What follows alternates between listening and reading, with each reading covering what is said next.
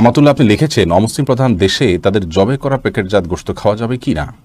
অমুসলিম দেশে যারা বসবাস করছেন বা সেখানে গিয়েছেন কোনো কারণে, সে সমস্ত দেশে যে সমস্ত পশুর গোশত ইত্যাদি প্যাকেটজাত পাওয়া যায় বিভিন্ন গ্রোসারি শপ ইত্যাদিতে, সেগুলো আমরা খেতে পারবো কিনা যে মুসলিম হিসাবে। এর উত্তর হলো যে এগুলো যদি কোনো আহলে কিতাব অর্থাৎ কোনো ইহুদি খ্রিস্টান বা কোনো আসমানি গ্রন্থে বিশ্বাস করেন, বিভিন্ন নবী রাসূলে বিশ্বাস করেন, যেমন খ্রিস্টান আছেন, ইহুদি আছেন, তাদের জবে করা যদি কোনো পশু হয় তা বা তারা জবে করেছেন এরকম যদি জানা যায় বা তাদের এলাকা হয়, তাহলে সেখানকার পশু খাওয়া যাবে। আল্লাহ তাআলা কোরআনে কারিমের সূরা মায়েদার ৫ নম্বর আয়াতে বলেছেন আল-ইয়াওমা উহিল্লা লাকুম আত-তাইয়্যিবাত ওয়া তা'আমুল লাযীনা উতুল কিতাব। আজ তোমাদের জন্য হালাল খাবারসমূহকে, পবিত্র খাবারসমূহকে হালাল করা হয়েছে এবং যারা আহলে কিতাব তাদের খাবারকেও তোমাদের জন্য হালাল করা হয়েছে, অর্থাৎ তাদের জবে করা পশু তোমাদের জন্য হালাল করা হয়েছে। তবে শর্ত হলো আহলে কিতাবরা যে পশু জবে করবে সেই পশু জবের ক্ষেত্রে তারা আল্লাহর নাম নিতে হবে, এবং দ্বিতীয়ত হলো সেই পশু জবে করার ক্ষেত্রে পশু জবের যে শর্ত আছে যেমন রগ কাটা, এটা নিশ্চিত হতে হবে। যদি এই দুটা নিশ্চিত হয় তাহলে তাদের জবে করা পশু আপনি খেতে পারবেন। তবে আহলে কিতাবরা জবে করার সময় তো আমরা দাঁড়িয়ে থাকতে পারবো না, রগ কেটেছে কিনা, বিসমিল্লাহ বলেছে কিনা। এই জন্য তারা যদি জবে করে থাকে, সচরাচর তারা আল্লাহর নাম নিয়ে থাকে, তাহলে সেক্ষেত্রে সুধারণাবশত তাদের জবে করা পশু খাওয়া যাবে। আয়েশা রাদিয়াল্লাহু তাআলা আনহার ব্যাপারে সহিহ বুখারীতে একটা হাদিস বর্ণিত হয়েছে, তিনি একবার নবী সাল্লাল্লাহু আলাইহি সাল্লামকে এই ধরনের একটা প্রশ্ন করেছিলেন যে আহলে কিতাবদের জবে করা পশু আমরা খাবো কিনা, আমরা তো জানি না তারা আল্লাহর নাম নিয়েছে কিনা। তখন নবী সাল্লাল্লাহু আলাইহি সাল্লাম বলেছেন, তুমি খাও আল্লাহর নাম নিয়ে, তুমি বিসমিল্লাহ নিয়ে খাও।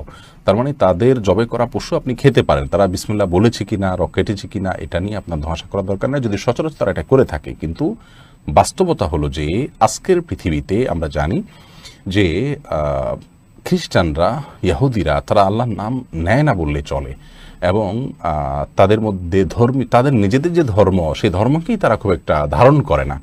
তো এরকম আহলে কিতাবরা যদি পশু জবে করে, তাহলে সেক্ষেত্রে তাদের প্রতি সুধারণাবশত যে তারা আল্লাহর নাম হয়তো নিয়েছে, হয়তো তারা ওইভাবে রকটক দেখে কেটেছে, হালাল হারাম বাজ বিচার করি, এরকম সুধারণাবশত তাদের পশু এই যুগে খাওয়াটা কঠিন এবং এটা যায় না। শেখ মুফতি আল্লামা তাকি উসমানী হাফিজাহুল্লাহ তিনি এই বিষয়ে ফতোয়া দিয়েছেন।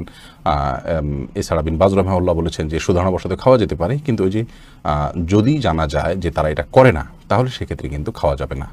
অর্থাৎ তারা আল্লাহর নাম নেয় না বা রগ কাটলো কিনা এই দিকটা খেয়াল করে না। আজকালকার ইহুদি খ্রিস্টানদের যে অবস্থা, তাদের যে ধর্মবিশ্বাসের প্রতি তাদের যে দায়িত্ববোধ, সেটার দিকে তাকালে আমরা স্পষ্ট হই যে আসলে তাদের মধ্যে এ বিষয়ে যথেষ্ট গাফিলতি আছে। তো এখন খোলাসা কথা হলো, যারা প্রবাসে আছেন বা এরকম অমুসলিম প্রধান দেশে আছেন, তারা কি করবেন? এর উত্তর হলো যে এই সমস্ত দেশগুলোতে আলহামদুলিল্লাহ যদি ইহুদি খ্রিস্টানদের মধ্যে এরকম কেউ ধর্মচর্চা করেন, আল্লাহতে বিশ্বাস করেন, আল্লাহর নামে জবে করেন, জানেন সচরাচর এরকম হয়ে থাকে, তাহলে ইন্ডিভিজুয়াল কেস আলাদা করে চেক করার দরকার নেই, তাদের জবা করা পশু তারা খেতে পারেন। আর হিন্দু বা মুশরিক বা এরকম যারা আছেন তাদের জবা করা কৃত পশু খাবেন না।